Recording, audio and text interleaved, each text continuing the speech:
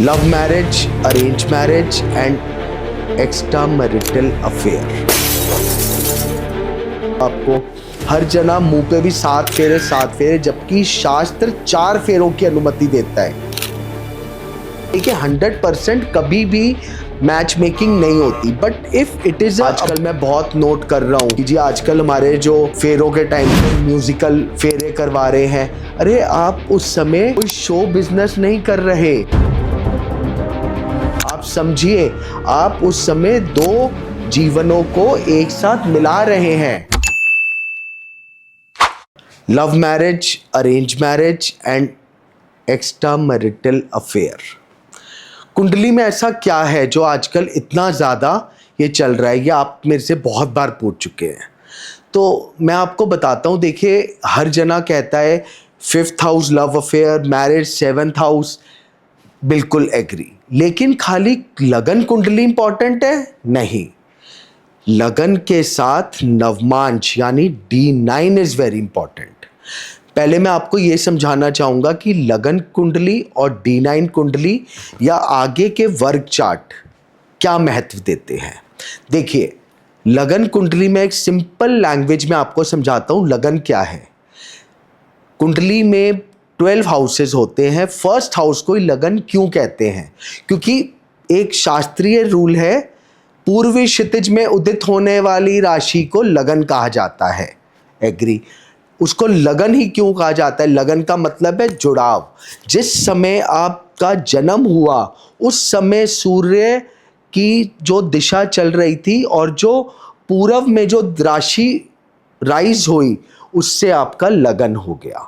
अब जो लगन कुंडली है that is what you are, but basically what you are from inside that will tell a D9 navamsha कुंडली।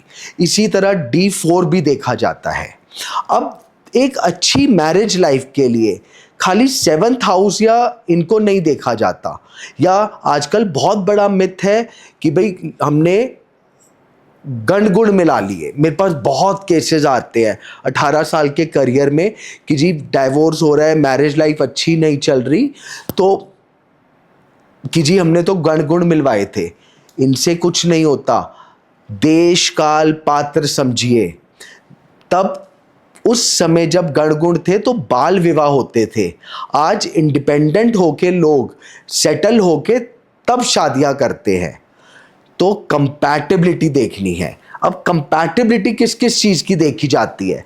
सबसे पहले कंपैटिबिलिटी देखी जाएगी कि दोनों के लगन में संधि है या नहीं है, मित्रता है या नहीं है, मांगलिक है या नहीं है। अगर एक जना मांगलिक है दूसरा मांगलिक नहीं है तो क्या मंगल दोष भंग हो रहा है? मांगलिक भी 3 तरह के होते हैं, लगन मांगलिक, चंद्र मांगलिक, शुक्र मांगलिक। फिर sex life, bed life compatibility. फिर इसके बाद घर का सुख, घर के सुख के लिए 4th हाउस, D9, D4, अरिष्ट, D60, D30, ये सब एनालाइज करना ज़रूरी है। फिर मोस्ट इंपॉर्टेंट बच्चों का सुख है या नहीं है, और सबसे ज़्यादा हेल्थ पॉइंट ऑफ व्यू कैसे रहेंगे। जब इन सब की कंपैटिबिलिटी देख ली जाए उसके बाद घर में एडजस्टमेंट होगी या नहीं होगी, ये सब देखना चाहिए। अब जहाँ पर भी इनमें थोड़ा देखिए 100% कभी भी मैच मेकिंग नहीं होती, but if it is above then 60-70% compatibility is there, तो we should move ahead. Now अब जो टॉपिक था कि एक्स्ट्रा मैरिटल अफेयर या जहां पर ये कंपैटिबिलिटी सही नहीं है, तो आदमी मन का कारक चंद्रमा, मन विचलित होगा, आदमी डिप्रेशन में जाएगा, उसको एक साथी की जरूरत होगी, तो वो धीरे धीरे दूसरी जगह इंक्लाइन हो जाएगा। तो इसके लिए बहुत ज़रूरी है कि राहु की प्लेसमेंट, चंद्रमा की प्लेसमेंट, और 5th हाउस 7th हाउस में पाप ग्रहों का दृष्टि या संबंध तो नहीं है। अब एक शास्त्रीय कथाओं के अंदर जो ज्योतिष की कथाएं हैं उसमें ये लिखा हुआ है पंचम और सप्तम का सूर्य पंचम हाउस का सूर्य, फिफ्थ हाउस का सूर्य बच्चे का दिक्कत देता है और सेवेंथ हाउस में मैरिज की दिक्कत देता है।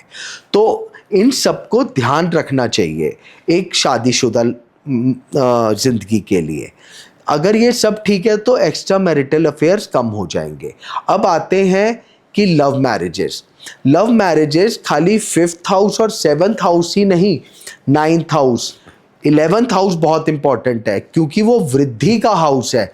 अगर 7th और 11th हाउस का संबंध बन रहा है तो एक्स्ट्रा मैरिटल अफेयर तो होंगे, प्लस एक लव मैरिज का भी योग बन जाएगा। क्यों? 11th हाउस में बैठे ग्रह का संबंध अगर 7th हाउस से है तो उसका दृष्टि 5th हाउस पे भी जा रही है।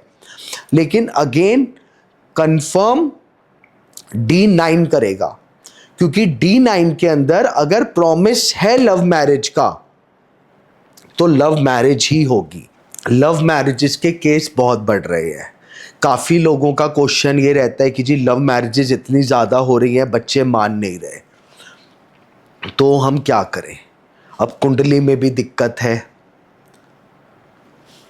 ऐसा इसके अंदर मैं आपको 2 उपाय बताता हूँ। सबसे पहले, या तो अगर लव मैरिज हो रही है और कुंडली में दिक्कत है तो मुहूर्त चिंतामणि बोलती है, मुहूर्त शास्त्र और ज्योतिष का शास्त्र भी, फिर लगन शुद्धि कराइए। लगन शुद्धि एक बहुत लंबा प्रोसेस होता है जो मैनुअल कैलकुलेशन से निकाली जाती है। लगन शुद्धि का मतलब क्या है कि किस टाइम पे फेरे करवाए जाए, किस योग में, जिसके अंदर लड़का और लड़की दोनों की कुंडलियों का एनालाइजेशन होगा, प्लस उस समय का गोचर देखा जाएगा, केंद्र और त्रिकोण में शुभ ग्रह हो, चंद्रमा की स्थिति कैसी हो, गुरु शुक्र की स्थिति कैसी हो, 6, 8, 12 में प्रभाव कम हो, स्थिर लगन हो, ये सब चीज़ें देखे जाएंगे। साथ में दोनों का अगर मुहूर्त और वो अच्छा बन गया तो आप उस टाइम पे फेरे करवाइए। कम से कम आई बिलीव 50% तक कुंडली के दोष उसमें ख़त्म हो जाएंगे। इसके पीछे भी एक कथा मैं आपको बताता हूँ। नारद मुनि जी ज्योतिष के बहुत बड़े विद्वान देवता माने गए हैं। उनका विवाह क्यों नहीं हुआ? वो युगों युगांतर तक वेट करते रहे कि मुझे एक ऐसा मुहूर्त चाहिए जिसमें कोई भी दोष ना हो। वो ऐसा तो मुहूर्त आएगा ही नहीं। वो युगों युगों तक ऐसे मुहूर्त की वेट करते रहे, वो आया नहीं तो वो शादी कर नहीं पाए। जैसे मैंने आपको कंपैटिबिलिटी में बोला 60 to 70%, अगर लगन शुद्धि में भी 8 में से 5 या 6 परिहार सही है तो आप लगन शुद्धि को ओके मानिए और उसको आगे बढ़ जाइए। नॉर्मली लोग क्या करते हैं, खाली पंचांग से डेट्स निकलवाई कि इस तारीख को फेरे डलवाएंगे, या अगर कोई फेरों की भी बात कर ले तो कितने लोग उस टाइम पे फेरे करवाते हैं। आई नॉर्मली सी फेरों का टाइम है 1 बजे, 12 बजे तो जयमाला हो रही है, फेरे हो रहे हैं 3 बजे, विच इज़ वेरी रॉन्ग। तो इन चीज़ों को बहुत ज़्यादा ध्यान देना है। और एक सबसे बड़ी कमी आप नोट करिए, विवाह वारा में ड्रिंक्स ये सब बहुत आम है।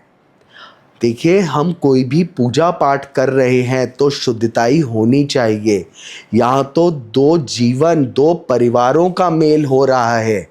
समाज जो कर रहा है करने दीजिए। एटलीस्ट जो फेरों के टाइम पे जो बैठे हैं परिवारजन या मित्रगण, उनमें से किसी को ड्रिंक्स नहीं करनी चाहिए, क्योंकि उस समय आप देवी देवताओं का, भगवान का आशीर्वाद प्राप्त कर रहे हो।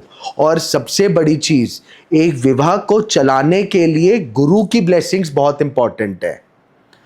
गुरु को ज्योतिष में सबसे शुभ ग्रह माना गया है। क्या आप अपने गुरु के सामने ड्रिंक्स करके बैठेंगे तो क्या उनका आशीर्वाद आपको प्राप्त होगा? मुझे खुद आप सोच के जवाब दीजिएगा। मैं आपके कमेंट का वेट करूंगा।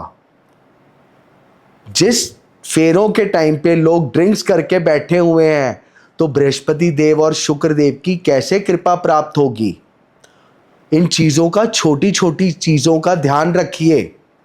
आपको देखिएगा कि विवाह में डाइवोर्सेस, लव, ये सब प्रॉब्लम धीरे धीरे कम होंगी। आप करके देखिए।